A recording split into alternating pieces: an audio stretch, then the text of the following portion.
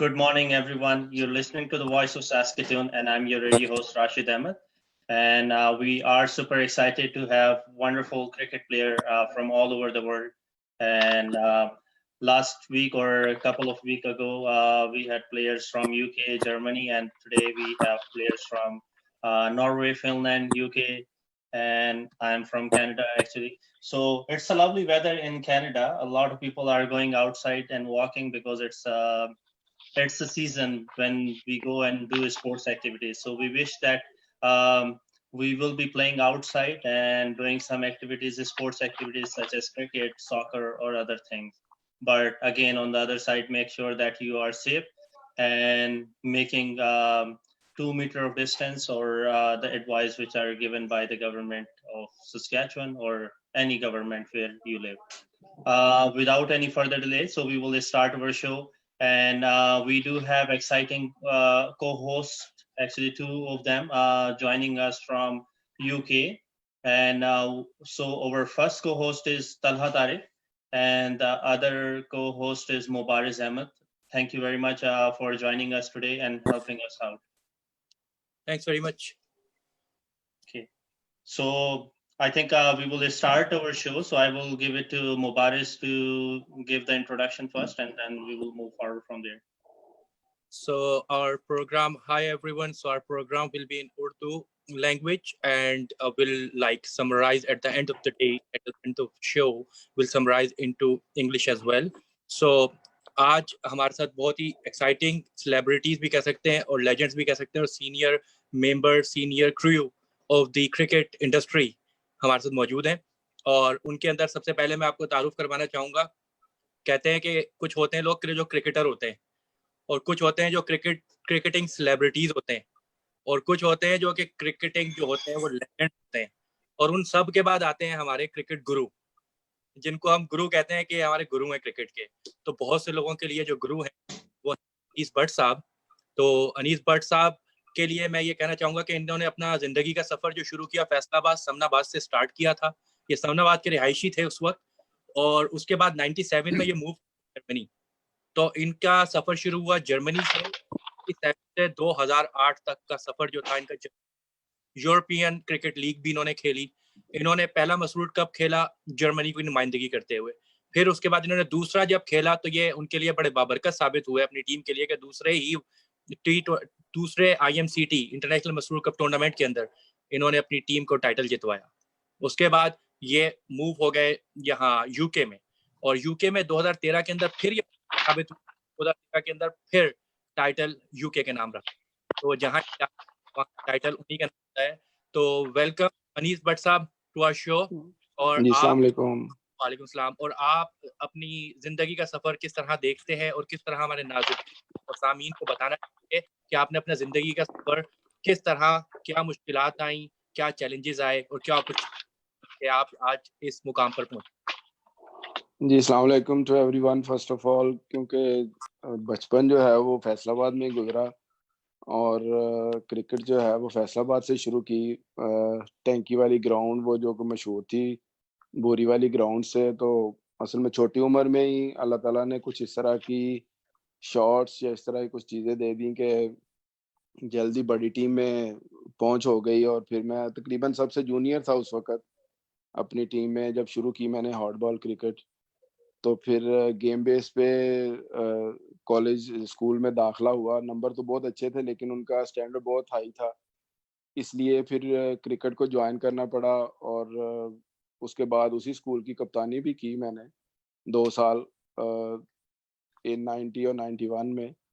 उसके बाद inter colleges की भी कप्तानी की और आहिस्ता-आहिस्ता फिर ये सिलसिला शुरू हो गया। उसके बाद अंडर 19 पाकिस्तान खेला हूँ और उसके अलावा विल्स कप, जो उस वक़्त विल्स कप होता था, फर्स्ट क्लास नहीं होती थी, वो भी खेलने का मौका मिला। लेकिन जो मर्ज़ी समझ लें इसको, बदकिस्मती या जो भी है।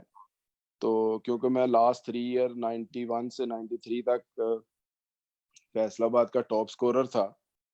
तो लेकिन किसी वजह से बहरहाल उसको हम इश्यू नहीं बना सकते यहाँ पे, तो नहीं खेलने दिया गया। उसके बाद 93 में हम जो जमात का बहुत बड़ा टूर्नामेंट उस वक़्त होता था कुनरी में सर ज़फ़रुल्लाह खान टूर्नामेंट, उसमें माशाल्लाह मेरा कैसर साहब भी खेले हुए हैं वो टूर्नामेंट। तो उसमें पहली दफ़ा हमने शिरकत की, फैसलाबाद को रिप्रेज़ेंट किया और उस वक़्त भी मैन ऑफ द टूर्नामेंट था मैं। फर्स्ट टाइम जब हम मसरूर का वो खेलने गए थे कुनरी टूर्नामेंट सर ज़फ़रुल्लाह खान। 2 साल वो खेले हैं, फाइनल अगले साल भी खेला। उसके बाद 96 में जर्मनी आ गए। जर्मनी आके तो क्योंकि क्रिकेट के साथ टच था मैं, तो पहले साल ही 96 में मैं आया हूँ सितंबर में और 97 में पहला टूर्नामेंट मैंने खेला। उसमें हॉलैंड की बी टीम आई थी उस वक़्त। तो क्योंकि मैं तकरीबन सारी सीमर, ट्रफ सारी क्रिकेट खेली हुई थी, तो बड़ा अच्छा वहाँ पे करियर हुआ। और उसके बाद 2003 में जो है वो यूरोपियन ट्रॉफी डिवीज़न 5 की हम पाकिस्तान के जर्मनी को रिप्रेज़ेंट किया हमने बेलफास्ट आयरलैंड में। तो उसमें भी मेरे पास 3 मैन ऑफ द मैच थे और जर्मनी की तरफ से टॉप स्कोरर था मैं। तो उसके बाद 2008 में जो जुबली टूर्नामेंट था हॉलैंड में हुआ, उसमें जर्मनी, हॉलैंड और बेल्जियम की टीमें थी। उसमें भी मैं मैन ऑफ द टूर्नामेंट था और टॉप स्कोरर था। तो उसके बाद 2008 में जर्सी में दोबारा फिर टूर्नामेंट हुआ डिवीज़न 5 का, वो भी मैंने उसमें खेला और जर्मनी की तरफ से सेकंड हाई स्कोरर था मैं। और अभी तक उसका जो क्रिक इन्फो पे वो है, अगर बाज़ लोग चेक भी करना चाहते हैं तो नाम है उसमें बाकायदा। एक मैच था, वो बड़ा क्रूशियल मैच था और वो जितवाया। उसके बाद 2010 में मैं मूव हो गया यहाँ। पहला हमने टूर्नामेंट खेला जर्मनी की तरफ से, मैंने कप्तानी की थी और जो मसरूर क्रिकेट टूर्नामेंट है, उसमें हम रनर अप थे। तो अगले साल फिर अल्लाह ताला ने तौफ़ीक दी, प्लेयर ऑफ द टूर्नामेंट और हमने वो टूर्नामेंट जीता। पहला टाइटल जो है वो जर्मनी के नाम हुआ। मेरा ख़्याल अभी तक वही है उनके पास। उसके बाद 2013 में फिर दोबारा अल्लाह ताला ने तौफ़ीक दी और मैन ऑफ द टूर्नामेंट बना मैं। और वो बहुत यादगार टूर्नामेंट था मेरे लिए कम से कम, क्योंकि उसमें मैं और कैसर एक ही टीम में थे। लेकिन बहुत ही अच्छा टूर्नामेंट था मेरी नज़र में, क्योंकि उसमें खलीफा वक़्त की बहुत ज़्यादा शफ़क़त थी मेरे ऊपर। और उसके बाद 2018 में दोबारा फिर मैं प्लेयर ऑफ द टूर्नामेंट बना हूँ। तो ये मुझसे सा तारुफ़ है मेरी ज़िंदगी का क्रिकेट का, लेकिन बहुत ज़्यादा ब्लेसिंग मिली है मुझे जमात की क्रिकेट में। ज़बरदस्त सर, जज़ाकल्लाह। बहुत-बहुत शुक्रिया। आपने हमारे नाज़रीन और सामीन को बताया कि किस तरीके से आपने बहुत एहसन अंदाज़ में, बहुत ही अच्छे तरीके से आपने इसको शॉर्ट एंड कॉम्प्रिहेंसिव रख के बहुत खूबसूरत अंदाज़ में गुफ्तगू का है। आपसे बात पहले भी हो रही थी, तो माशाल्लाह काफ़ी अच्छा लगता है आपको सुनना। तो इसी के साथ हम अपने नेक्स्ट गेस्ट की तरफ चलते हैं, जिनके लिए मतलब जैसे हम बहुत हाई और लोग कहते हैं कि यार हम इन्हें सुनना चाहते हैं, इनको भी बुलाओ, हमने इनको सुनना है। और बहुत मतलब you can say that majority voting, तो काफ़ी लोगों ने हमें पर्सनली अप्रोच किया कि यार हम सुनना चाहते हैं। तो उनके बारे में मैं कुछ बताना चाहूँगा कि उन्होंने अपना जो स्टार्ट था बड़ी यंग एज में किया था और वो पाकिस्तान में रहते हुए, बहुत कम लोग होते हैं जिनको इतना चांस मिले कि वो पाकिस्तान में रहते हुए अगेंस्ट इंग्लैंड अगेंस्ट हॉलैंड वो खेले क्रिकेट उस लेवल पे पाकिस्तान के अंदर। बहुत लकी हैं कि उनको ये चांस मिला है और उनका नाम है कैसर भाई। हम तो कैसर भाई कह सकते हैं, तो मैं पूरा नाम नहीं लिया, मेरे मेरे अंदर से इंस्टिंक्टली निकला कैसर भाई। तो बहुत ही हमारे मोहब्बत करने वाले और टीम को लीड करने वाले, लीडरशिप क्वालिटी जो है कैसर भाई में, और एक जो कूल है, ग्राउंड के अंदर कूल रहना एज अ विकेट कीपर भी और सबको बताना। और 10 साल मसरूर कप के अंदर उनका एक करियर है कि वो 10 साल मसरूर कप के अंदर टीम में यूके की तरफ से रिप्रेजेंट किया है। और करंटली वो ईलिंग क्रिकेट क्लब जो है, बहुत अच्छा माना जाना क्लब है, उसके वो प्रोफेशनल क्रिकेटर भी हैं और कोच भी हैं। और साथ ही लास्ट में वो नूरुद्दीन जो कि क्या टूर्नामेंट शारजा में शुरू हुआ है, उसमें भी वो नुमाइंदगी कर चुके हैं। आई थिंक हम में से सिर्फ वही अभी बैठे हैं जिन्होंने नूरुद्दीन के अंदर उनकी नुमाइंदगी कर ली है। इंशाल्लाह भट्ट साहब ने भी की है।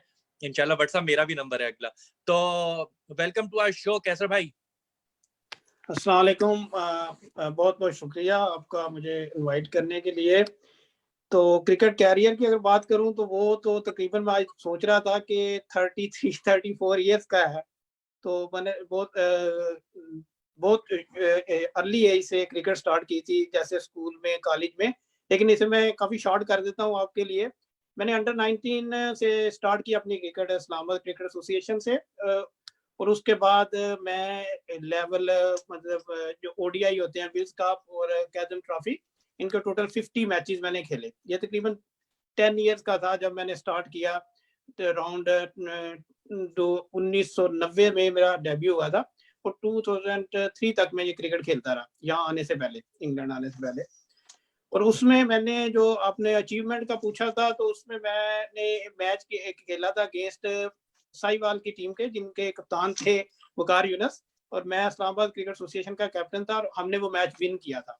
और ये मैच बहुत इंपॉर्टेंट था, क्योंकि अगर हम मैच जीतते तो हम उस लीग में रहते थे, मतलब वो इस सिचुएशन पे, तो वो उनका भी यही सेम सिचुएशन थी, और काफी मतलब एक बड़ी अचीवमेंट है मेरी नज़र में। लेकिन मैं उतनी मुझे खुशी तब नहीं हुई थी जब मैंने मसूर इंटरनेशनल 3 साल मैं खेलते हुए जीता हूँ। 1 साल मैं कैप्टन था, उस साल हम रनर अप रहे थे। लेकिन जो मसूर इंटरनेशनल की विनिंग की खुशी होती है, जब खलीफा वक्त मौजूद होते हैं, तो वो बयान से बाहर है। वो जो भी लड़के मेरे साथ खेलते हैं, मैं उन्हें यही कहता हूँ कि जब हम ये जीतेंगे, वो जो लम्हात होंगे, आप पूरी उम्र भूल नहीं सकोगे। और शौक क्रिकेट का ऐसा है कि आज भी मैं 2 घंटे की नॉकिंग करके आया हूँ, और ये लॉकडाउन में ऐसा ही चल रहा है, और कोई काम नहीं है। और आज भी फीलिंग अंदर से ऐसी होती है जैसे मैं बिल्कुल यंगस्टर हूँ, और मुझे यही होता है कि यार मैंने KCL आना है, उसमें मैंने परफॉर्म करना है। ये व्हाट्सएप को बहुत, क्योंकि हम सेम क्लब से खेलते हैं, नासिर क्रिकेट क्लब से। लास्ट ईयर भी वो हमने एक तो बड़ी अचीवमेंटें थी, उसमें हम टॉप ये एक इन्होंने कराया था सरे वालों ने, हम उसको जीत के आए थे। तो मैं ये पूछ रहा था, आप क्या सोचते हो खेलते हुए, क्योंकि मैं 8 इनिंग्स में नॉट उड़ रहा था, हर उसमें 50 रन करके वो बाहर बुला लेते थे। तो मैंने कहा यार, मैं जब घर चला जाता हूँ तो मैं यही सोच के आता हूँ कि यार मैंने नॉट आउट घर जाना है और रन भी करने हैं, टीम को भी जितवाना है। तो वो जो एक पता नहीं कुदरती तौर पे मेरे अंदर कूलनेस रही है कि मुझे विकेट पे ही रहना है। और मैं एडवाइस भी करूंगा सम जूनियर्स के लिए कि जब तक आप विकेट पे खड़े हो तो आप लाइव हो, आप कुछ भी परफॉर्म करोगे वो नजर आएगा। आउट हो जाओगे तो फिर बाहर जाके बंदा सोचता रहता है कि यार काश मैं ऐसे कर लेता। तो ये यही एक चीज है मेरी कि आप खेलो तो उसको ज्यादा से ज्यादा टाइम विकेट पे स्पेंड करो, और पूरी अपनी उसके तवज्जो उसमें रहते हुए रखो। और अब ये जो आपने कहा, ये बड़ी अचीवमेंट है। जब मैं खेला था अगेंस्ट जो इंग्लैंड ए टूरिंग टीम थी, इसका फ्लिंटॉफ कैप्टन था, और उसमें मैंने यहाँ देखा तो उसमें काउंटी के बहुत प्लेयर थे। विकेट कीपर था जो मेरा कैंट में करता रहा बाद में। मेरी क्रिकेट कैरियर में मैंने वो खालिद जफर जो अपने हैं उनके साथ मैं खेल रहा था, विल्स कप के मैच में उनकी गेंद पे वसीम अकरम को स्टंप किया था। मतलब इन लोगों के साथ खेलने का मौका मिला। पाकिस्तान के लेजेंड अजहर महमूद के साथ बहुत ज्यादा लंबी क्रिकेट खेली है, और सकलैन मुश्ताक के साथ क्रिकेट खेली है। पर ये लोग, जब हम इस्लामाबाद से, मैं जो बता रहा हूँ 50 मैचेस का फर्स्ट क्लास का विल्स कप का कैरियर है, उसमें हमारे पास आते थे खेलने के लिए 4 गेस्ट प्लेयर होते थे जो मोस्टली इंटरनेशनल होते थे, जैसे ये रमीज राजा, आमर सेल और आकिब वेद। तो इन लोगों के साथ मैंने शेयर किया है, ड्रेसिंग रूम शेयर किया है, उनके साथ गाइडनेस दी है। 4 डे मैचेस होते थे, होटलिंग में उनके साथ रहा, बहुत सीखने को क्रिकेट मिली। तो मैं ये नहीं कहूँगा, मैं खुश हूँ जो मैंने अपना अचीवमेंट की, क्योंकि मैं बचपन में यही सोचता था कि मैंने एज ए क्रिकेटर ही अपना कैरियर बनाना है।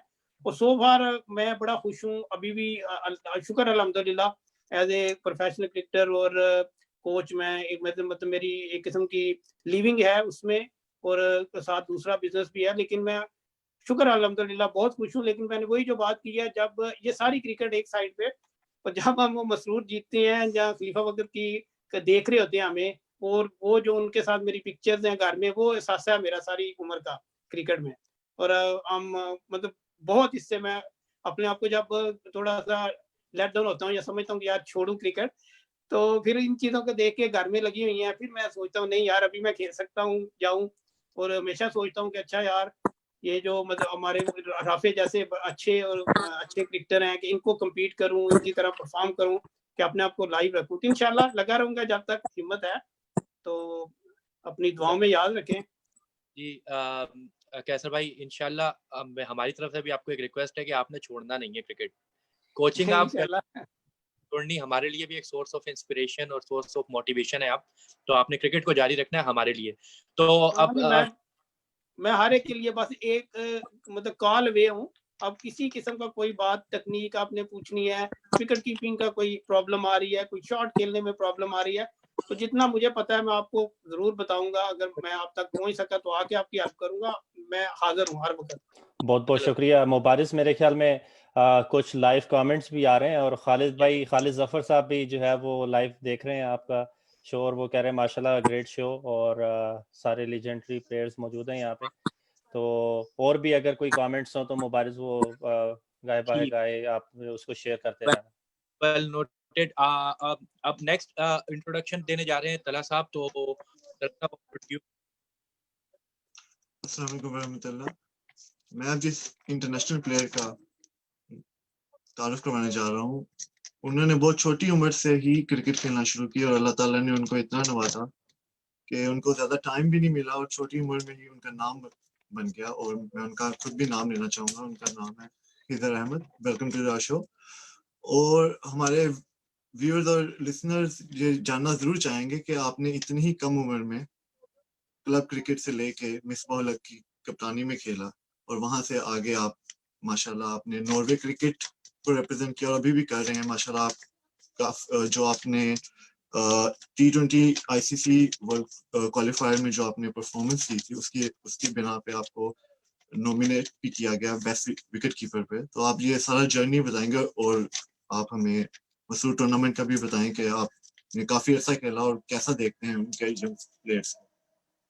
जज़ाकल्लाह जी, जैसे आपने अभी जिक्र किया कि मेरी क्रिकेट जो है वो काफ़ी यंग उम्र में स्कूल की क्रिकेट से शुरू हुई थी और उसके बाद मैं एक्चुअली अपने आप को काफ़ी फॉर्चुनेट समझता हूँ कि वाले साहब जो है मेरे वो शुरू से काफ़ी एक क्रिकेट में इंटरेस्ट भी रखते थे और दूसरा उन्होंने काफ़ी सपोर्ट भी किया कि अगर कोई मेरा इंटरेस्ट था इस चीज़ के अंदर तो उन्होंने काफ़ी उसको बैक किया। तो उन्होंने मुझे एक क्लब में 12 ईयर्स की उम्र के अंदर जो है उन्होंने इनरोल किया, जिससे क्रिकेट स्टार्ट हुई और वहाँ थोड़ा क्रिकेट का जो है वो आगाज़ हुआ और उसके बाद 2010 में मैंने अपना पहला मसूर टूर्नामेंट खेला और अभी भी as a one of the youngest players to play for and represent England team in a major tournament. तो वो मेरे लिए एक आई ओपनर भी था क्योंकि मैं बहुत जूनियर था उस टाइम पे और मुझे इतना टूर्नामेंट क्रिकेट का तो जैसे ये हमारे जितने भी सीनियर बैठे हैं इन लोगों को तो प्रायर एक्सपीरियंस बहुत था टूर्नामेंट क्रिकेट का, तो मुझे तो बिल्कुल रॉ था, कोई एक्सपीरियंस नहीं था। तो मैं इंग्लैंड की सेकंड टीम से मेरी क्रिकेट वो शुरू हुई मसूर टूर्नामेंट। तो उस टाइम कभी कभार वो क्रिकेट में कहते हैं कि कभी कभार बेहतर होता है कि आपको कुछ पता नहीं होता कि आगे कौन प्लेयर कौन खेल रहा है या आप किसके साथ खेल रहे हैं, तो आप बिल्कुल ब्लैंक होते हो, तो आप बिल्कुल उसी तरह खेलते हो जैसे आप खेलना चाहते हो। तो आपको किस तरह का आपको किसी पे दबाव या प्रेशर के अंदर आप नहीं आते। तो उस टूर्नामेंट में कोई भी एक जब यंगस्टर कभी अपनी क्रिकेट कहीं पे स्टार्ट कर रहा हो तो उसको एक बूस्ट चाहिए होती है। तो अल्लाह के फजल से एक आधी इनिंग उस टूर्नामेंट में थी मेरी जर्नी के खिलाफ, जिसकी वजह से सेमीफाइनल में जिसकी वजह से काफी मुझे आज भी लोग वो इनिंग्स याद रखते हैं। तो जब वो हम सेमीफाइनल में वो हम जर्नी से हार गए थे, लेकिन वो एक शॉर्ट इनिंग्स थी उसके अंदर जो मैंने खेली थी जिससे काफी लोगों ने पसंद किया था। तो वो जो फाइनल था उस साल जो टूर्नामेंट का फाइनल था वो मैंने बाहर क्राउड में बैठ के देखा। तो उसमें एहसास हुआ, उसमें कैसर भाई वगैरह भी सारे खेल रहे थे इंग्लैंड की तरफ से। इंग्लैंड का जर्नी के साथ फाइनल था मुझे लगता है, और मुझे लगता है इंग्लैंड वो जीता था वो फाइनल। तो हस्सा भी उधर थे। तो उस टाइम मुझे ऐसे बाहर फील हुआ कि ये एक ऐसा एजाज है जो मैं चाहता हूँ कि जिसका मैं हिस्सा बनूं। तो तब से मेरा मसूर टूर्नामेंट का आगाज़ हुआ और फिर लगातार जब तक मैं इंग्लैंड में था मैंने कोई भी मसूर टूर्नामेंट जो है वो ऐसा नहीं था जिसमें मैंने इंग्लैंड को रिप्रेजेंट ना किया हो। तो ये सारे मेरे सीनियर्स हैं, भट्ट साहब हैं, कैसर भाई हैं, खालिद जफर साहब हैं जो कप्तान रहे काफ़ी अर्सा हमारे। तो वो एक ऐसा पीरियड था जिसकी वजह से मैं समझता हूँ आज जो भी मैं जहाँ पे भी मैं जहाँ के क्रिकेट खेलता हूँ मैं अपने आप को हमेशा एक मसरूर टूर्नामेंट का प्रोडक्ट भी समझता हूँ कि मैं वो जो एक हमारे इंग्लैंड में क्योंकि पॉपुलेशन काफ़ी है, जमात जो लड़के क्रिकेट खेलने वाले तो वो जो हमारा एक सिलेक्शन प्रोसेस होता है, जब बंदा उसके अंदर से जूनियर गुजरता है हर साल, तो वो इतना मजबूत हो चुका होता है मेंटली तौर पे कि जब वो कहीं जमात से बाहर क्रिकेट खेलता है तो उसको काफी एक्सपीरियंस होता है चीजों को टैकल करने के लिए। तो वो जो मेरा मसूर टूर्नामेंट का एक्सपीरियंस रहा है वो बहुत इंपॉर्टेंट था मेरी क्रिकेट हिस्ट्री में, और इंशाल्लाह अभी भी हम नॉर्वे की तरफ से रिप्रेजेंट करेंगे मसूर टूर्नामेंट में जब भी वापस टूर्नामेंट लंदन में आएगा। और उसके बाद जब मैं नॉर्वे आया तो यहाँ पे क्योंकि आईसीसी का एलिजिबिलिटी क्राइटेरिया होता है कि आपको कुछ सीजन जो है वो डोमेस्टिक क्रिकेट खेलनी पड़ती है आप इंटरनेशनल रिप्रेजेंट करने के लिए, तो वो मैंने खेली। उस दौरान यहाँ पे नॉर्वेजियन प्रीमियर लीग भी हुई जिसमें दुनिया के बड़े क्रिकेट के नाम जो है उन्होंने उसमें हिस्सा लिया और खेले भी और कैप्टनसी भी की। तो उनकी जो सिलेक्शन प्रोसेस में मुझे जिस टीम ने सिलेक्ट किया था वो उसके कैप्टन मिसबाह उल हक थे, तो उनके साथ खेलने का मौका मिला, अब्दुल रज़ाक के साथ खेलने का मौका मिला, तौफीक उमर के साथ खेलने का मौका मिला। तो इससे काफी कुछ बंदा सीखता है जब भी कोई ऐसे आप इंटरनेशनल क्रिकेटर्स के साथ खेलते हैं जिनके पास एक्सपोजर और एक्सपीरियंस इतना होता है, तो वो आप उससे कुछ ना कुछ हमेशा सीखते हैं। तो उसके बाद अल्लाह के फजल से पिछले साल मुझे मौका मिला नॉर्वे को रिप्रेजेंट करने के लिए आईसीसी वर्ल्ड कप क्वालिफायर में, जो कि एक टूर्नामेंट था जिसको कैटेगरी ए के कहते हैं, जो कि इंग्लैंड, स्कॉटलैंड और आयरलैंड जो इंटरनेशनल स्टेटस जिनके पास है उनके बाद यूरोप में जो बेस्ट 6 टीम्स होती हैं वो compete करती हैं एक पोजीशन के लिए, जो यूएई में क्वालिफायर होता है उसके लिए वर्ल्ड क्वालिफायर उसे कहते हैं, जिसमें यूएसए, कनाडा और ये सारे जो हैं वो फिर उधर जाके जो अभी रिसेंटली हुआ है तो वो उधर compete होता है। एंड देन अगर आप उसके अंदर से टॉप 6 में आते हैं तो फिर आप पाथवे की हिसाब से वर्ल्ड कप के अंदर क्रिकेट वर्ल्ड कप में हिस्सा लेते हैं। तो उसमें भी अल्लाह के फजल से बहुत एक्सपीरियंस मिला और परफॉर्मेंस ठीक थी। तो अभी तक जो है वो यही है सिचुएशन, अभी भी मैं नेशनल टीम का हिस्सा हूँ और आगे जो हमारे टूर्स आ रहे हैं उनकी तैयारी हो रही है। लेकिन जो जैसा कैसर भाई ने कहा कि जो फीलिंग मसरूर टूर्नामेंट में खेलने की आती है वो आप दुनिया के बेस्ट ग्राउंड्स, बेस्ट जो एबिलिटी के क्रिकेटर्स हैं उनके साथ भी खेल लें तो वो जो फीलिंग है, जो हसाब की जो फीलिंग है उनके सामने खेलने की, वो कहीं नहीं मिल सकती। और जब मैं जैसे मैंने कहा 2010 में मेरी क्रिकेट का जो पहला साल था मसूर टूर्नामेंट में, उस दिन मैंने ये अपने आप को कहा था कि हार जीत तो अपनी जगह है, लेकिन अगर जिंदगी में शायद मुझे एक मौका मिल जाए आपके सामने क्रिकेट खेलने का, तो मुझे ऐसा लगेगा कि मेरी क्रिकेट से जो मुझे चाहिए था वो मिल गया। तो अल्लाह के फजल से काफी मौके मिले, तो मैं आगे भी सारों को यही जो यंगस्टर्स हैं उनको भी यही एडवाइस देना चाहूंगा कि जो चीज हुजूर के सामने आपको मिलने की मिलती है वो दुनिया में कहीं नहीं मिल सकती।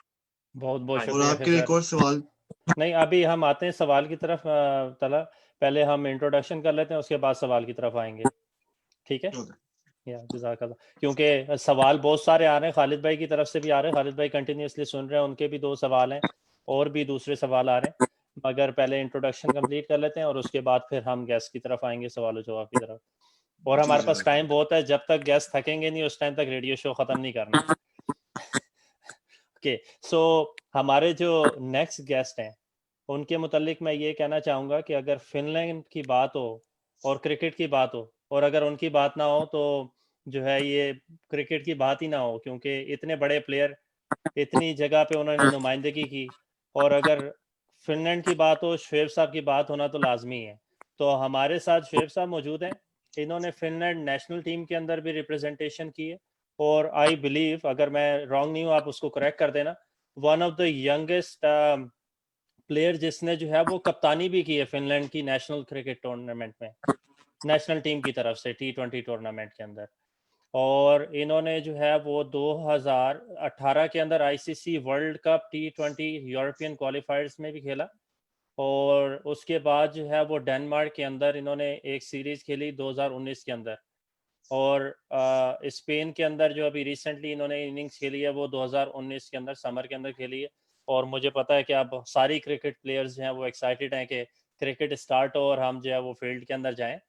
2016 के अंदर best best batsman and most valuable player रहे ये T20 डिवीजन 1 के अंदर, और 2017 के अंदर best batsman and most valuable player again T20 division के अंदर रहे।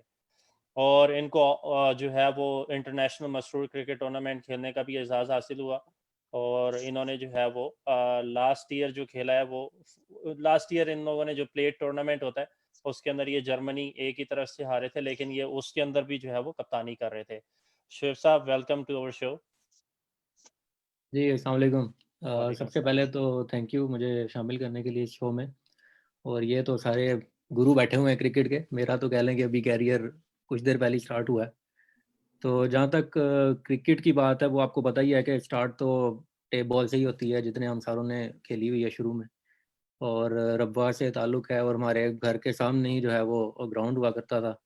तो अगर हम और कहीं नहीं होते थे तो हम वहाँ ग्राउंड के अंदर ही आ जाते थे। तो बस वहाँ खेली, और फिर हार्ड बॉल तो मैं एज सच नहीं खेल पाया पाकिस्तान में। फिर मैं 2015 में फ़िनलैंड आ गया, और यहाँ पे लगातार 2 साल जो है वो, जिस तरह अभी आपने बताया कि बेस्ट बैट्समैन और मोस्ट वैल्यूएबल प्लेयर का अवार्ड मिला। और फिर जब 2018 में हमने जाना था हॉलैंड में, जो यूरोपियन रीजनल क्वालिफायर होता है T20 वर्ल्ड कप के लिए, उसमें मेरे ख्याल से खिज़र भाई भी थे, लेकिन वहाँ मुलाकात तो नहीं हो सकी इनसे। तो वो टूर्नामेंट ओवरऑल तो अच्छा नहीं गया हमारा, हम 5 मैचों में से 1 मैच ही जीत सके थे। लेकिन वो लर्निंग पॉइंट ऑफ व्यू से अगर उस हवाले से देखा जाए तो वो बड़ा ज़बरदस्त था कि जब आप एक इंटरनेशनल टूर्नामेंट में रिप्रेजेंटेशन करते हो, तो इवन अगर आप बाहर भी बैठे हो एज अ 12th प्लेयर भी, या जिस तरह भी आप गए होते हैं, तो आप उसको अगर लर्निंग पर्सपेक्टिव से देखें तो वो बड़ा ज़बरदस्त था। उसमें हम एक मैच जो थे वो बेल्जियम से जीते थे, बेल्जियम कह रहा हूँ, स्पेन से हम जीते थे। तो उसमें मेरी बड़ी अच्छी परफॉर्मेंस रही बॉलिंग में, एक डबल विकेट मेडन ओवर रहा, जिसकी वजह से ओवरऑल जो मैच का सिनेरियो था बड़ा चेंज हो गया। हमने तकरीबन उनको शायद टारगेट दिया था 20 ओवरों में 110 का, और 90 पे शायद उनकी पूरी टीम जो थी वो ऑल आउट हो गई थी। तो उसके बाद फिर दोबारा 2019 में हम डेनमार्क गए, उसमें भी काफ़ी क्लोज मैचेस गए। एक आधा मैच ऐसा था जो हम एक स्कोर से हार गए। तो वो इस हवाले से अगर देखा जाए तो उनकी जो T20 की रैंकिंग है, आई थिंक वो 20 समथिंग में है, और हम 68 पे हैं। तो जब हमने वो कंपैरिजन देखा कि हमारे बीच में 40 टू 50 का जो है वो गैप है, तो उस हवाले से अगर देखा जाए तो वो बड़ा अच्छा एक्सपीरियंस रहा। फिर स्पेन के साथ हमारी यहाँ सीरीज़ हुई फिनलैंड में, वो भी हम 2-1 से हार गए, लेकिन फिर वही बात है, बड़ा मज़ा आया खेलने का, बहुत कुछ सीखा। फिर उसी सीरीज़ में मुझे एक मैच में कैप्टनसी करने का मौका मिला। तो वो जब आप कैप्टन बनते हैं तो एक वो टोटली फिर आप पे इतना वो प्रेशर आ जाता है कि आपने बाकी प्लेयर्स को भी देखना है, और उसमें आपने अपनी परफॉर्मेंस भी जो है वो भी नहीं डाउन होने देनी। तो वो इस हवाले से भी बड़ा लर्निंग पॉइंट ऑफ व्यू से बड़ा अच्छा रहा।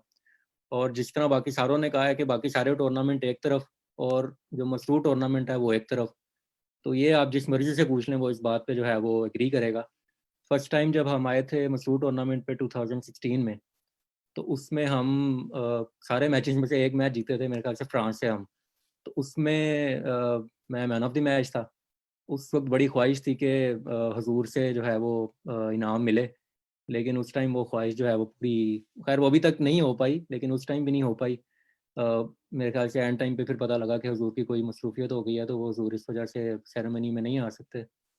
फिर हम नेक्स्ट ईयर भी आए मसरूर टूर्नामेंट में, वो उसमें कोई भी मैच नहीं जीत सके। फिर उसके बाद 1 साल का गैप आया, फिर 2019 में हम दोबारा आए मसूर टूर्नामेंट में। उसमें फिर मैं कैप्टन था, और हम जो प्लेट टूर्नामेंट है उससे फाइनल तक गए। और वो मैच भी बड़ा वो ऐसा था कि हमने जर्मनी ए को 15 ओवर का मैच हो गया था वो, हमने 80 समथिंग पे उनको ऑल आउट कर दिया था। लेकिन वो हमारी बैटिंग फिर ऐसी कोलैप्स हुई कि हम वो चेज़ नहीं कर पाए। इरादा तो बहुत था कि वो जीत जाते, और फिर अगर हुजूर आते हैं तो उनसे दोबारा इनाम मिल जाता, जो कि एक मोटिव था। लेकिन वो नहीं हो सका। तो वो जो एक कह लें कि टारगेट सेट हुआ हुआ है कि हुजूर से उस चीज़ का इनाम लेना जिसका आपको पैशन है, उसका एक लेवल ही और है। ठीक है? तो वो अभी तक जो है वो गोल सेट है। उम्मीद है कि वो किसी न किसी टाइम जो है वो अचीव हो जाएगा। बाकी जहाँ तक फ़िनलैंड की क्रिकेट का ताल्लुक है, वो अभी हमने रिसेंटली स्पेन जाना था 3 T20 इंटरनेशनल्स के लिए, लेकिन वो कोविड-19 की वजह से हम नहीं जा सके। फिर उसके बाद ही हमारा जो दोबारा 2022 का जो T20 वर्ल्ड कप है, उसका रीजनल क्वालिफायर था जो फिनलैंड ने होस्ट करना था, 8 टीमों पे शुमार करता था वो, लेकिन वो भी इस वजह से कोविड-19 की वजह से जो है वो नहीं हो सका। लेकिन अब वेट यही है कि वो जैसे ही ये हालात जो हैं वो बेहतर हों और दोबारा से जो है वो क्रिकेट की तरफ आएँ। जबरदस्त, इतना सा ही छोटा सा जो है वो इंट्रोडक्शन है मेरा, बाकी तो ये सारे गुरु हैं। और बेहतरीन, जबरदस्त। मैं कुछ कहना चाहूंगा खिजर साहब के बारे में। पहले वो बीच में रह गए थे। खिजर साहब, आपके लिए मैं, क्योंकि आपसे लास्ट मीटिंग भी हुई थी एक बार हमारी पिछले साल, तो आप में जो मैंने कंसिस्टेंसी, एक कामयाबी का जो राज आपके अंदर देखा है ना, वो आप में ये देखा है कि आप जब भी डिस्कस कर रहे थे उस वक्त भी कर रहे थे सेम बात, और इस वक्त भी के आपके वालिद साहब का आपको सपोर्ट करने में और आपको ग्रूम करने में कितना साथ है। आपने उस वक्त भी यही बात की थी और आज भी यही बात की, और साथ आपने कैसर भाई और अनीस भट्ट साहब को जिस तरह बताया कि वो किस तरीके से आपको, मतलब इनके साथ खेले तो आपने इतना अच्छा सीखा। तो आपने जो सीनियर्स और अपने वालिद साहब को हमेशा मोटो जो बनाया आपने, तो मैं ये समझता हूँ, मैं जो एक एज अ लिसनर, मैं उसे as a source of motivation और इंस्पिरेशन लेता हूँ कि ये कामयाबी की ऑफ सक्सेस है। तो बहुत शुक्रिया, आपने हमसे डिस्कस किया। बाकी शुएब भाई, आपको मैं अभी बिग स्क्रीन पे देख रहा था तो मुझे ऐसा लगा कि फवाद आलम बैठा हुआ है। आपको देख के मुझे बिल्कुल फवाद आलम की तरह, आपने दाढ़ी माशाल्लाह रखी हुई है, पूरा फेस कट वगैरह आपने, फवाद आलम से लगता है इम्प्रेस हैं आप। बस आप ये दुआ करें कि मैं बाहर ना बैठा रहूं फवाद आलम की तरह। आप फवाद आलम की तरह तक ना पाए, बाकी आप अल्लाह करे जबरदस्त क्रिकेट खेलें। अच्छा, अनीस भट्ट साहब की तरफ आऊंगा, क्योंकि अनीस भट्ट साहब ने जर्मनी में एक दिहाई खेला, उसके बाद अब यूके के अंदर पूरी दिहाई होने वाली है, उन्होंने क्रिकेट खेला है। तो भट्ट साहब, मैं आपसे ये पूछना चाहूंगा कि जर्मनी में जो क्रिकेट आपने खेली और वहां का वेदर और एटमॉस्फेयर जो क्रिकेट का होता है, और यहाँ का जो यूके का क्रिकेट का कंपटीशन एटमॉस्फेयर है, तो आपको इन दोनों के अंदर कौन सी पिच और कौन सी कंट्री ऐसी लगी कि that's the most suitable country for the cricket?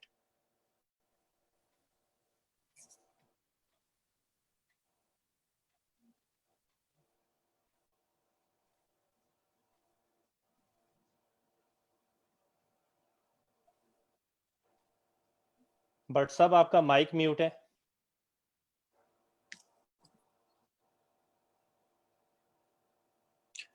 जी अब आ रही है आवाज? जी, हाँ जी, मैं दोबारा से वही बात करने लगा हूँ कि मेरे ख्याल में जर्मनी की जो क्रिकेट है वो बहुत फास्ट है, क्विक है, क्योंकि वहां पे जो क्रिकेट है वो मैटिंग पे है। तो 2010 के बाद जब मैं यहाँ मूव हुआ हूँ तो मेरे ख्याल में उसके बाद 7-8 नई विकेट्स बनी हैं जो मैटिंग की हैं, प्रॉपर मैटिंग है। तो जब जर्मनी की टीम यहाँ खेलने आती है, जब मैं टीम के साथ आता था तो मैं उनको सिर्फ एक ही चीज समझाता था कि जर्मनी की क्रिकेट और इंग्लैंड की क्रिकेट में बहुत बिग डिफरेंस है। क्योंकि जब हम जर्मनी में खेलते हैं तो बॉल जो है वो खुद आके बैट पे लगता है, आपने बैट को सिर्फ उसकी डायरेक्शन बनानी है और गेंद खुद ही लगता है आप आके। लेकिन जब हम यहाँ आ जाते हैं इंग्लैंड में, इंग्लैंड की जो विकेट्स हैं जहाँ पे हम खेलते हैं, खासतौर पे मसरूर क्रिकेट टूर्नामेंट का, वो मडी विकेटें हैं और बहुत ही बॉल स्लो आता है, इंतजार करना पड़ता है बॉल का। तो ये मेजर फर्क है, यहाँ पे क्रिकेट जो है वो स्लो है जर्मनी की बनिस्बत। लेकिन जर्मनी में टैलेंट भी अच्छा है, क्योंकि लास्ट 6-7 साल से वहाँ पे माशाल्लाह बहुत बिग टैलेंट जो है वो खासतौर पे रब्बा से वहाँ तशरीफ लाया है, जो लड़के हैं और खासतौर पे 6-7 हजार यंग जो है ना वो आए हैं। तो वहाँ पे क्रिकेट अब काफी ज्यादा हो गई है। तो लेकिन डिफरेंस सिर्फ इतना ही है कि वो क्रिकेट जरा तेज है, यहाँ पे थोड़ा सा स्लो है क्रिकेट का जो है। तो बस यही था, इसके अलावा कुछ और है तो बताएं, वो भी हो शुक्रिया। सकता है। हाँ जी, मैं जो है वो कैसर भाई की तरफ आऊँगा। कैसर भाई, आपके लिए एक तो खालिद भाई की तरफ से भी सवाल है और मेरी तरफ से भी मैं ऐड कर देता हूँ उसके अंदर सवाल। खालिद भाई का सवाल ये है कि wicketkeeper, as a wicketkeeper आप कोई जो है वो टिप्स देना चाहें यंगस्टर्स को या विकेट कीपर्स को। और दूसरा मेरा ये सवाल है, मैं कल वो एक प्रोग्राम देख रहा था जावेद मियाँदाद का, तो जावेद मियाँदाद की जो है वो जब इंडिया के साथ वो खेल रहे थे तो वो बहुत ज़्यादा एक बंदा तंग कर रहा था विकेट कीपर ना। तो क्योंकि विकेट कीपर का काम ही यही होता है कि डिस्ट्रैक्शन करना, उसके अंदर बैट्समैन को थोड़ा बहुत तंग करना। तो जावेद मियाँदाद को इंडियन जो है वो प्लेयर तंग कर रहा था, बोलता है मैं तुम्हें जो है ना वो रूम में जाकर बताऊंगा। तो अगर इसके बारे में भी आपको कुछ पता है तो थोड़ा उसके ऊपर भी रोशनी डाल देना। जी चलें, पहले मैं खालिद के सवाल का जवाब दे देता हूँ। एज ए विकेट कीपर आपको बड़ा चुस्त होना चाहिए, आपके रिफ्लेक्सेस बहुत फास्ट होने चाहिए, और ये एक कॉम्बिनेशन है। रिफ्लेक्सेस फास्ट होने के साथ आपको गेंद पकड़ते हुए लास्ट सेकंड तक वेट करना होता है कि जितना बॉल आपकी बॉडी के पास आ जाए, या विद इन द बॉडी अगर आप बॉल कैरी करोगे तो उसके गिरने के या बाउंस बैक होने के चांसेस काफी कम हो जाते हैं, और आपने थोड़े से सॉफ्ट हैंड से बॉल को पकड़ना होता है। ये जो क्रिकेटर हैं, जो विकेट कीपर हैं, वो इस चीज को समझ रहे होंगे। और मेन जो मैंने इतना काम करके देखा है, आदमी, मैं भी सीखता हूँ, बंदा रोज नई बात सीखता है, आपका बैलेंस बड़ा इसमें पार्ट प्ले करता है एज ए विकेट कीपर। आपकी हेड पोजीशन, अगर आपका हेड आगे को लीन किया होता है और बॉल के ऊपर रहता है तो बड़ा अच्छा वो होता है टाइम। जैसे आप कहते हैं ना कि यार ये हिट बड़ी अच्छी टाइम हुई है बैट से, ऐसे विकेट कीपर, जैसे इधर भी मेरी बात को सेकंड करेगा कि जब आप सही बॉल पकड़ते हैं तो आपके हैंड में ना एक आवाज आती है, वो विकेट कीपर को पता होता है कि ये बॉल मुझे सही मिडल हुआ है, मैंने सही पकड़ा है। और कुछ बॉल ऐसे होते हैं जो आपने पकड़ लेते हो, किसी को पता नहीं चलता, लेकिन वो आपको भी हर्ट कर जाते हैं और सही आपको कॉन्फिडेंस उससे आपका गेन नहीं करते। तो यही है कि आपकी हेड पोजीशन को का ख्याल रखें, और बॉल को जितना लेट हो सकता है आप पकड़ें। मैं लेट का मतलब अपने पास आने दें, उस पर झपटे नहीं। और दूसरा आपने सॉरी क्या क्वेश्चन पूछा मैंने उसका, वो पूछा विकेट जावेद कीपर के तंग मियाँदाद। करने का। हाँ, तंग करने का। और जावेद मियाँदाद के थोड़े कैरियर के बारे में बताएं, क्योंकि वो उसका जो खेलने का अंदाज था वो बिल्कुल ही डिफरेंट था, और इंडिया के जब खिलाफ खेलता था तो उसका डिफरेंट। और उसने इसके अंदर इंटरव्यू में भी कहा है कि मेरी दोस्ती होती थी उनके साथ, ये नहीं है कि कोई लड़ाई झगड़ा होता था। एक्चुअली क्रिकेटर आपस में सब दोस्त होते हैं, लेकिन वो जब आप मैच में चले जाते हो ना, तो वो असल में ये माइंड गेम है, वो दूसरे को ना परेशान करने चाहते हैं, उसकी तवज्जो हटाना चाहते हैं। अब विकेट कीपर कोई ऐसी बात है, टीजिंग बात करता है कि बैट्समैन को गुस्सा आ जाए, अब गुस्से में रहोगे तो आप डिसीजन अच्छा नहीं कर, मतलब जो आपकी शॉट की सिलेक्शन है, डिसीजन मेकिंग है, उसमें आपकी तवज्जो हट जाएगी, और जैसे ही आपको गुस्सा आएगा आप कोई गलती करोगे। अब एज ए विकेट कीपर जो मेरा करैक्टर है, सब कहते हैं बड़ा ये कूल काम है, मैं किसी को एकदम गुस्से में कुछ नहीं कहता, लेकिन कोई बात ऐसी जरूर करता हूँ जो उसे हिट कर जाती है। मतलब कुछ ऐसा कहता हूँ, लेकिन ऐसा नहीं कहता कि वो मेरे से लाड़ी पड़े, लेकिन मतलब उसको अगर उसने सपोज करें कवर ड्राइव खेली है, अच्छा बड़ा अच्छा, अगर उसने बड़ा अच्छा हिट मारा है और आप उसको appreciate as a wicketkeeper कर रहे हो, तो ये आपके टीम के लिए सही नहीं है। ठीक है, अगर वो मतलब इस तरह के छोटा उसको मतलब आप अपना तरीका है, लेकिन मैं इतना तंग नहीं करता लेट्स से जिस तरह वो करता। मुझे पता है वो किरण मोरे का वाकया था जो आप कह रहे हो, और विकेट उसमें मियाँदाद ने जंप भी मारे थे, लेकिन अब आपने उसके आगे का नहीं देखा सीन, उसमें मियाँदाद आउट हो गया था। अच्छा। इसकी वजह से पाकिस्तान वो मेरे लग रहा मैच भी हार गया था। तो मियाँदाद का बहुत वाकयात ऐसे हैं जो मैंने बाद में भी उस पे टेली पे सुने हैं, रमीज राजा शेयर करते हैं कि वो बताते थे, लड़कों को बड़ा बताते कि आपने खेलना कैसे है, लेट से स्विंग के मतलब बता देते थे, बैट अपना उस हाथ में पकड़ते थे जिधर बॉलर गेंद रखता था कि इधर को बॉल स्विंग होगा। फिर वो इतनी टीज करते हैं, उनको अपने बॉलरों को तंग करते थे कि उनका ध्यान हटाते थे कि अगर वो अच्छी गेंद कर रहे हैं तो वो उससे में आके डिफरेंट तरह की लाइन लेंथ छोड़ दें। ठीक हो गया। मेरा अगला सवाल खिदर भाई से है। खिदर भाई, जैसे कि आप यूके से शिफ्ट हो गए नॉर्वे, वहां पे आपने अपनी क्रिकेट जारी की है, तो आप क्या डिफरेंस देखते हैं वेदर के लिहाज से, पिचेस के लिहाज से, स्टैंडर्ड के लिहाज से, और दूसरा ये कि आप नॉर्वे की क्रिकेट फ्यूचर में कहाँ देखते हैं, और साथ साथ अपनी भी। जहाँ तक नॉर्वे की क्रिकेट का सवाल है, सबसे बड़ा जो बैरियर है क्रिकेट को लेके वो ये है कि यहाँ का मौसम जो है वो क्रिकेट फ्रेंडली नहीं है। तो ये है कि यहाँ का जो समर है वो बहुत शॉर्ट होता है, और जो विंटर होते हैं वो बहुत कोल्ड होते हैं, और जिसकी वजह से यहाँ पे टर्फ विकेट नहीं बन सकती, क्योंकि जो टर्फ विकेट बनाने के लिए जो आपको प्री सीजन जो आपको टाइम चाहिए होता है वो यहाँ पे अवेलेबल नहीं होता। तो यहाँ पे मैट क्रिकेट होती है। अब मैट क्रिकेट में दोनों को फायदा होता है, बैट्समैन को भी फायदा होता है, बॉल बैट पे आती है, लेकिन बॉलर जो तेज बॉलर हैं उनको भी फायदा होता है क्योंकि उनकी बॉल स्किड करती है। तो ये एक बैटल चलती है, लेकिन क्योंकि हमारे पास यहाँ पे रिसोर्सेज वैसी नहीं है जैसे कि एक गर्म मुल्क होती है, तो हमें वो जो रिसोर्सेज हैं, जब हम नेशनल टीम से ट्रेनिंग करते हैं तो हमें बाहर जाके करनी पड़ती है, कैंप लगाने पड़ते हैं दूसरे मुल्कों में। लेकिन जहाँ तक बात रहती है टूर्नामेंट के अंदर शमूलियत की, वहाँ पे क्रिकेट का लेवल बहुत हाई होता है और उसकी अभी बात हम करेंगे कि उसमें और हमारे जो यंगस्टर आ रहे हैं ऊपर, वो क्या चीज़ अपने अंदर लेके आए कि जिसके अंदर वो उस लेवल पे पहुंच सकें। क्योंकि अल्लाह के फजल से हमारी जमात में टैलेंट की कमी नहीं है, we always had the talent, लेकिन वो जो उस टैलेंट को अगले स्टेप पे लेके जाना है, उसमें हम और काम कर सकते हैं। तो नॉर्वे की क्रिकेट जो है यहाँ पे, क्योंकि हमारे पास रिस्ट्रिक्शंस बहुत हैं, तो हमें इंग्लैंड की तरह नहीं है कि हमारे पास न्यू टैलेंट जो है स्पेशली पाकिस्तान से या बाहर के मुल्कों से इतना नहीं आता, क्योंकि यहाँ पे लैंग्वेज बैरियर भी है। तो ज़्यादातर लोग प्रेफर करते हैं उन मुल्कों में जाना जहाँ इंग्लिश चल सकती है। तो जो यहाँ के लोकल लोग हैं उनमें से ही हमें लड़के उठाने पड़ते हैं। तो वैसे अगर आप नेशनल टीम की बात करते हैं तो यहाँ पे बहुत अच्छे टैलेंट है। अफगानिस्तान से बहुत अच्छा टैलेंट है इधर, जो कि उनके बॉलर्स हैं, बहुत पेसी बॉलर्स हैं उनके।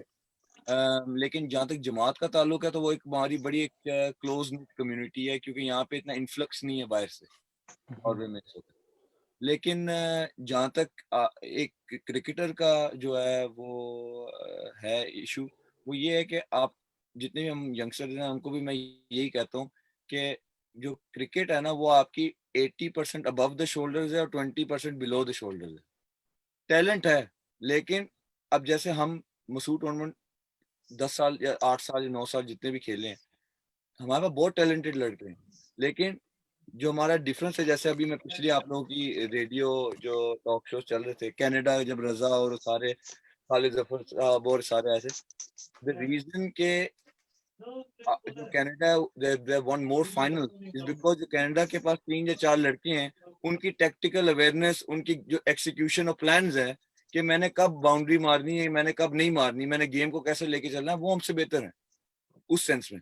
लेकिन अगर आप टैलेंट की बात करें तो मेरे हिसाब से इंग्लैंड से ज्यादा टैलेंटेड टीम मसूद टूर्नामेंट में नहीं है, अगर आप फुल 11 की बात की जाए तो।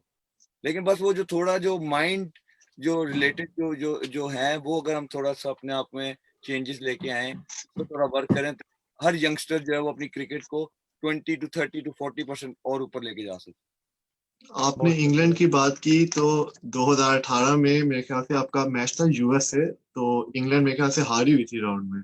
जी तो जी वो अगर यूएस जीतती आपसे तो इंग्लैंड शायद बाहर हो जाती।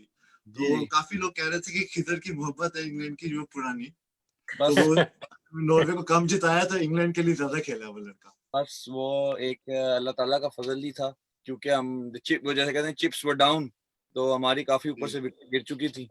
तो बाहर मैंने देखा कि आहिस्ता आहिस्ता इंग्लैंड की टीम पूरी आ गई है, तो मुझे लगा या तो मुझे देखने आ रहे हैं कुछ और गड़बड़ है।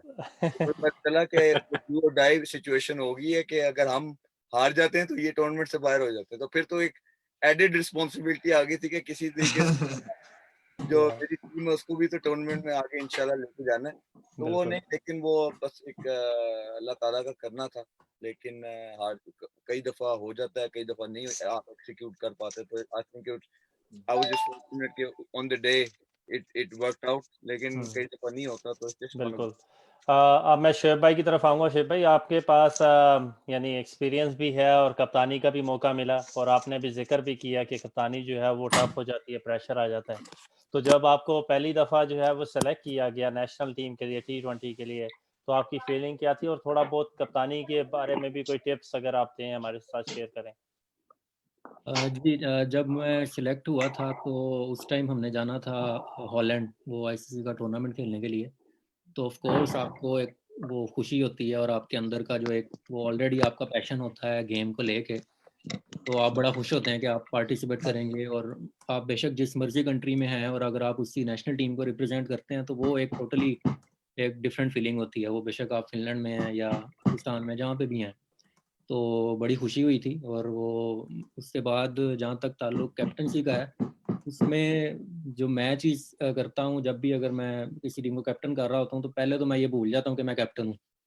ठीक है, क्योंकि जब आप अपने आप को सारा टाइम आप ये सोचते रहेंगे कि मैं कैप्टन हूँ, मैंने ये भी करना है, मैंने वो भी करना है, तो फिर आप जो मेन पॉइंट्स हैं एग्जीक्यूट करने वाले, के बैटिंग ऑर्डर क्या हो या बॉलिंग ऑर्डर क्या हो, तो उसमें आप ना काफ़ी शफल हो जाएंगे और आप उस तरीके से एग्जीक्यूट नहीं कर पाएंगे। तो मैं उस टाइम अपनी क्रिकेट को एज अ प्लेयर ही समझता हूँ कि अगर मैं एज अ बैट्समैन खेल रहा हूँ तो मैं बैट्समैन ही हूँ। हाँ ठीक है, मैंने बाकी भी डिसीजन लेने हैं कि कौन सा बैट्समैन कहाँ पे आए या बॉलर कहाँ पे आए, लेकिन फिर आप जब आप बॉलिंग भी कर रहे हैं उस टाइम भी आप एज अ बॉलर ही अपने आप को कंसिडर करें।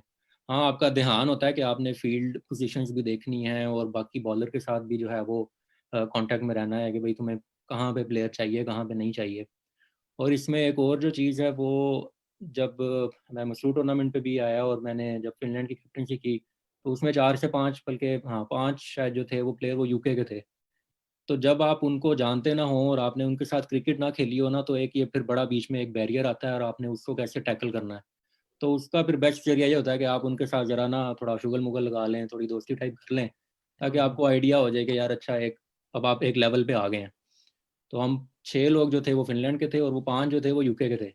ठीक है, तो फिर उससे हमें ये फ़ायदा हुआ कि हमारा जो आपस में जो बॉन्ड था वो इतना अच्छा बन गया कि हम एक टूर्नामेंट के फाइनल तक पहुंच गए।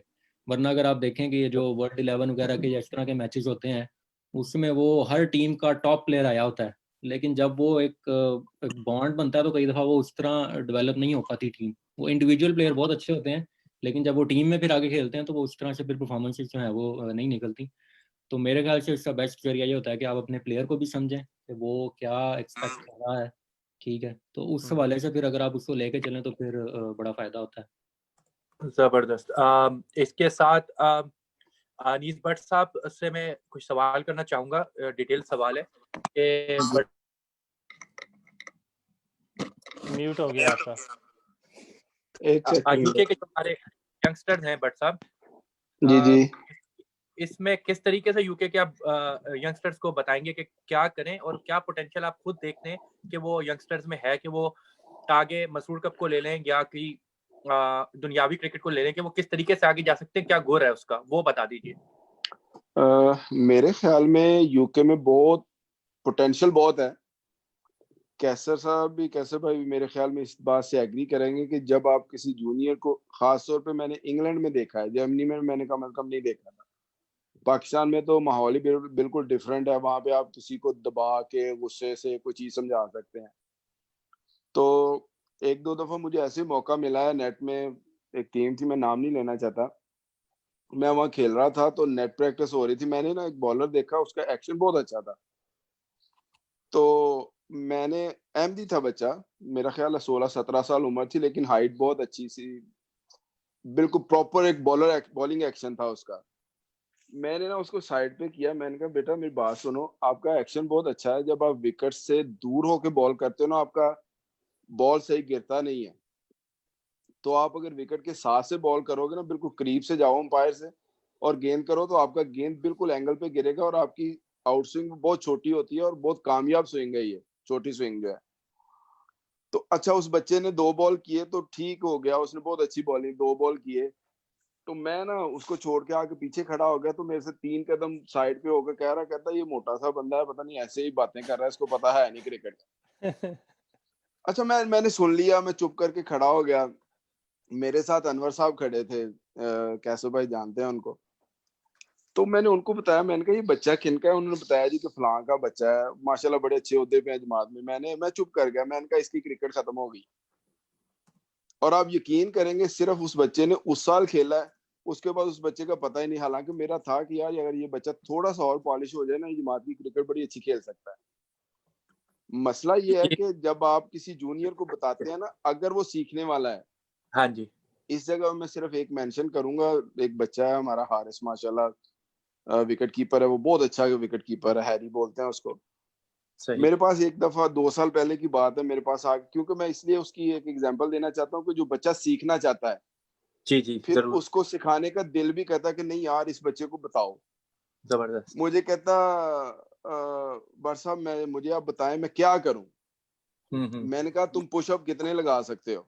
ऐसे ही मैंने उसको साफ सीधा पूछा। कहता जी मैं 20 से 25 लगा लेता हूँ 1 अटेम्प्ट में। मैंने कहा बहुत थोड़े हैं।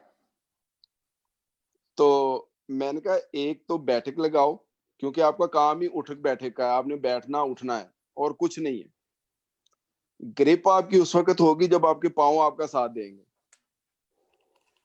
मैंने उसको बोला जी कम से कम आप 50 पुशअप लगाओगे तो फिर आप कामयाब हो, फिर आप कह सकते हो मैं विकेट कीपर बन सकता हूँ। अच्छा 2 महीने बाद मुझे उसका फोन आया, कहता भाई साहब मैंने ना वहां तक अचीवमेंट कर ली है, मैं अचीव कर गया हूँ वहां तक। मैंने कहा बस एक्सरसाइज में आपके सबसे मेन चीज है आपके पाँव ठीक होंगे तो बॉल आपको पिक होगा। कैसे साहब इस बात से एग्री करेंगे कि जब तक उन्होंने अभी बताया थोड़ी देर पहले कि अगर आपके पाँव सही नहीं आते आप गेंद को पिक नहीं कर सकते।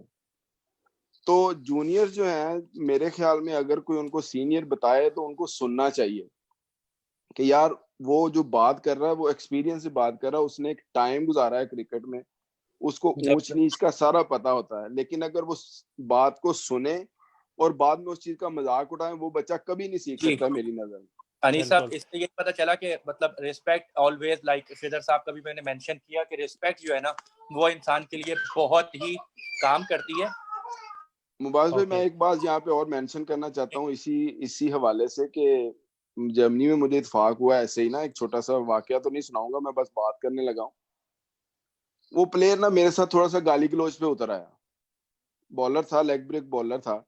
मैंने उसको समझाया, मैंने कहा यार गाली नहीं देते, बॉलिंग करो ठीक है अगर अच्छी गेंदें कर रहे हो। अच्छा गुस्सा मुझे भी आया, हालांकि मैंने कभी क्रिकेट में गुस्सा नहीं किया और कभी मैंने किसी प्लेयर को हकीर नहीं समझा, हाँ जी, यही होता अपने है से छोटा नहीं जाना। जरूर। अच्छा अल्लाह का करना ऐसा हुआ, मैंने ना गुस्सा तो मुझे भी आ गया, मैंने कहा इसने 2-3 गालियां निकाल दी, यार लाहौर का था। हाँ मैंने जी, कहा कोई बात नहीं, मैं अगला, हाँ जी। वो फिर मैं कह रहा हूँ कि उसके बाद जब मैंने उसकी पिटाई की, मैंने उसको समझाया, मैंने कहा यार रिस्पेक्ट करोगे तो रिस्पेक्ट मिलेगी। ग्राउंड के अंदर जितना बंदा बैट खोले वो सबसे बेहतरीन होता है कि बैट बंदे का हाँ बोलना चाहिए। इसके साथ मैं चलूंगा कैसर भाई के पास।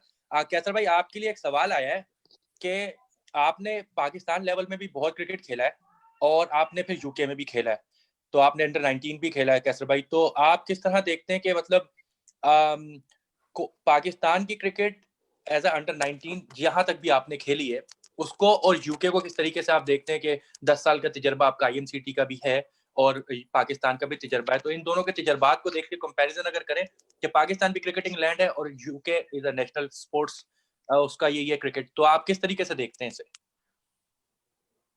जी पाकिस्तान में जब मैंने क्रिकेट खेली है तो मैंने ये मिस किया है कि तब भी मैं काफी बड़े प्लेयरों के पास जाता था पूछने के लिए। जी। तो अब मुझे ये श्योर नहीं है कि उन्हें सही पता नहीं था या अवेयरनेस उस दौर में इतनी नहीं थी। जब अब क्योंकि मीडिया आ गया, कोचेज हाँ हैं, जी। आप ऑनलाइन जाके चीज चेक कर सकते हो। और यहाँ आके हमें मतलब मैं कहना ये चाह रहा हूँ कि जितनी अब मुझे समझ आया क्रिकेट की, उस एज में आ जाती तो शायद मैं इससे भी बेटर क्रिकेट खेल सकता। अब मीडिया की वजह से वैसे भी सोर्स बहुत चेंज हो गए हैं कोचिंग के, तो आप ज्यादा सीख सकते हो जल्दी। लेकिन बात यह है कि आपका रॉ टैलेंट होना चाहिए आपके अंदर, और प्लस आपको मतलब आपका पैशन होना चाहिए कि आपने खेल के छोड़ना है। फिर उसके लिए आपको बहुत ज्यादा मेहनत करनी पड़ेगी। और ये सीधी सी बात है कि जो भाट साहब ने भी मेंशन किया कि आप जितनी रिस्पेक्ट करोगे उतनी रिस्पेक्ट मिलेगी, जितने झुकोगे उतना ही फल मिलेगा। तो ये तो हाँ आती है। मैं मुझे काफी जूनियर्स हैं, मुझे तो किसी से कोई किसी गिला नहीं है, बहुत अच्छे हैं, बहुत आके पूछते हैं। जो जिसने जहाँ पूछा, जितना मैं बता सकता हूँ, जितना मुझे पता है मैं जरूर बताता हूँ।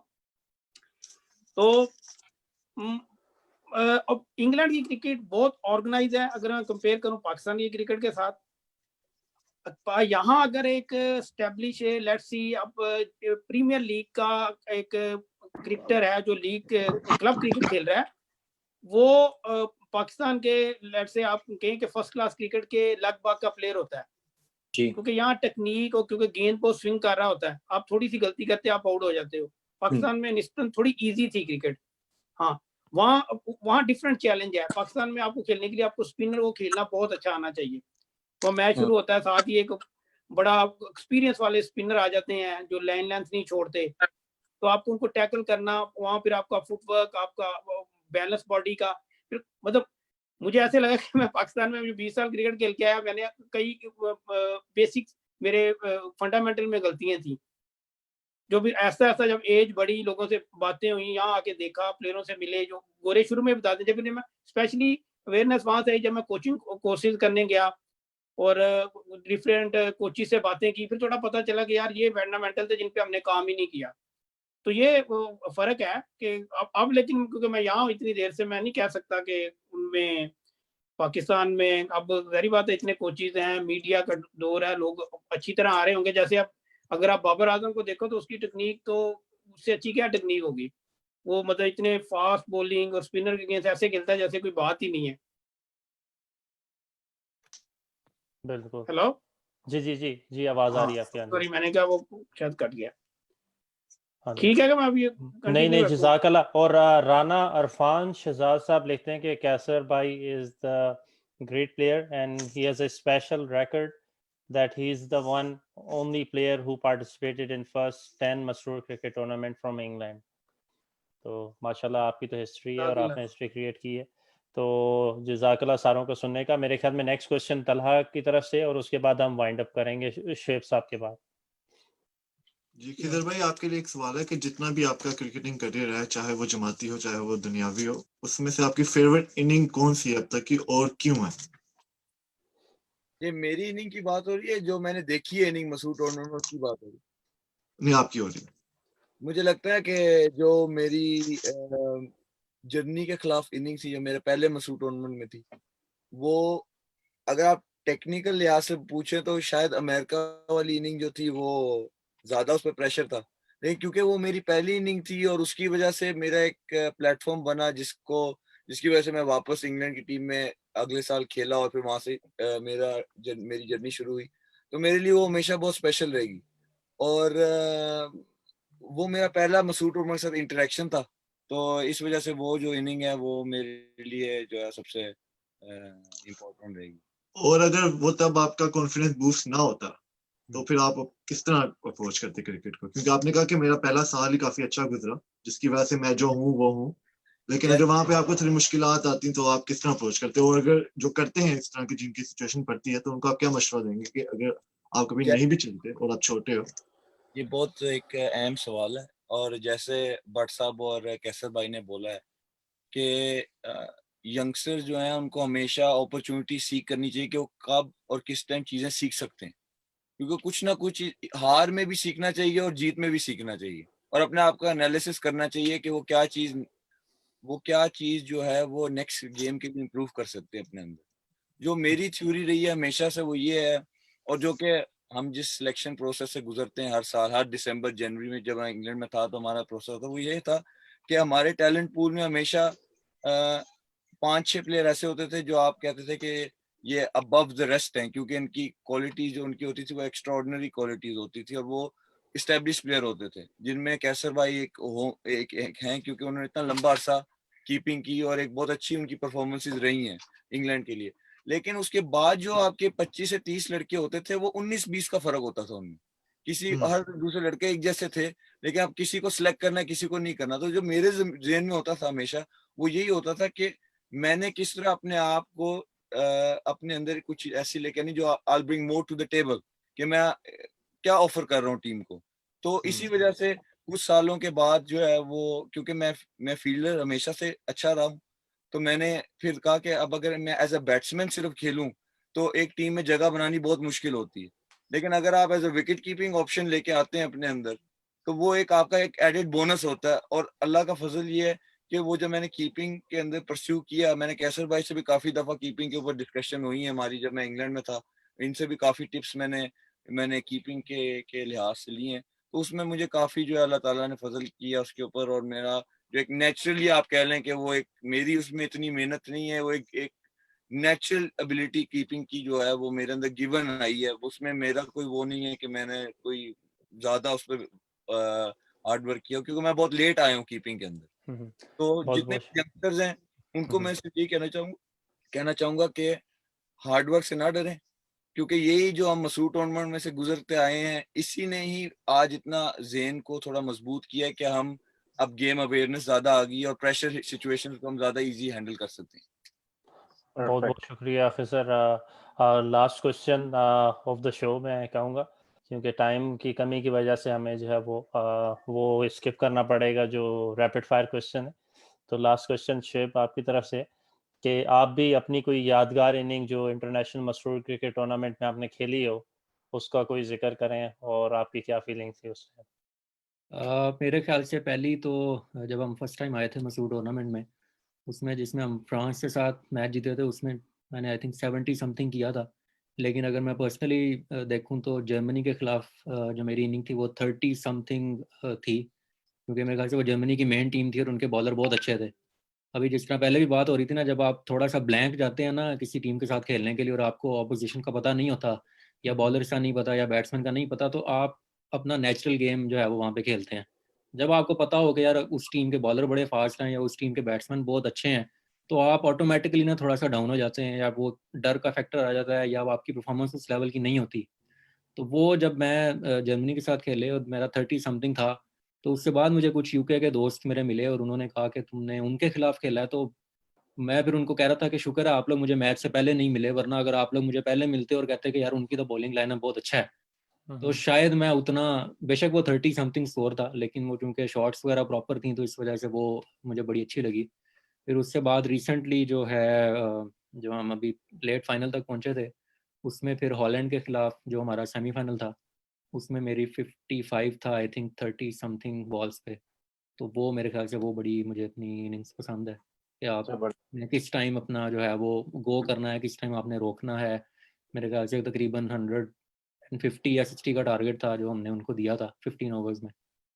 तो पहली वो है, दूसरी वो है, और एक और चीज़ इसमें मैं ऐड कर दूं कि एक तो था कि आपने खेली कौन सी अच्छी इनिंग होती है, फिर एक होती है कि आपने देखी है और आपने उससे बहुत कुछ जो है वो सीखा है। तो मेरे ख्याल से जो मसरूर टूर्नामेंट की मैंने बेस्ट इनिंग अगर मैं कहूँगा तो वो मेरे ख्याल से रजा भाई की है, जो इंग्लैंड के खिलाफ फाइनल में उन्होंने खेली थी ना।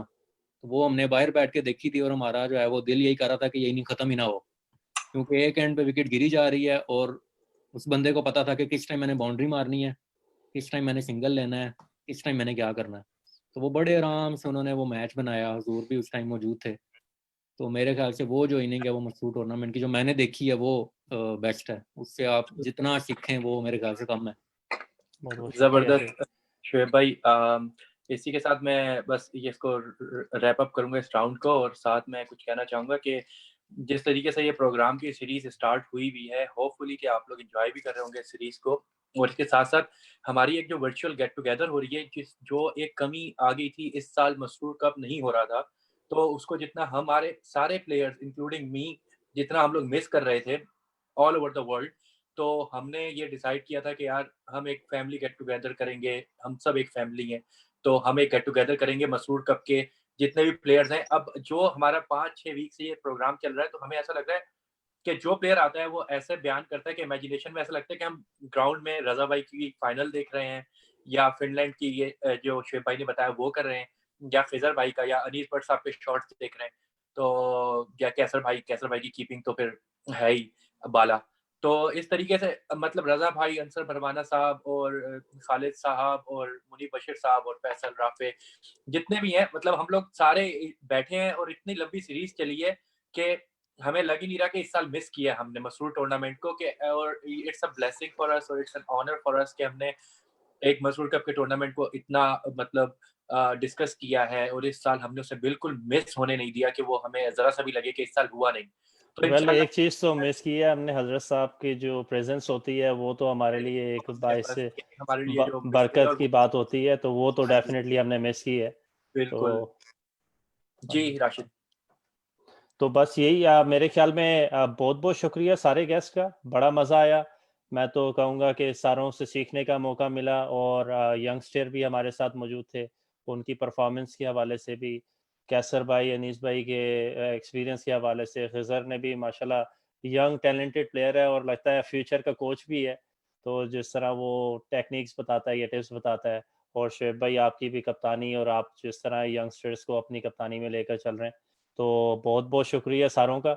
बड़ा मज़ा आया। इंशाल्लाह दोबारा आप लोगों को मदऊ करेंगे और डिफरेंट प्लेयर्स को दोबारा हम बुलाएंगे और सीखने का मौका मिलेगा। आई होप कि सारों ने जो है वो एंजॉय किया। अस्सलाम वालेकुम। वालेकुम अस्सलाम, शुक्रिया, जज़ाकुमुल्लाह। खुदा हाफिज़। अल्लाह हाफ़िज़।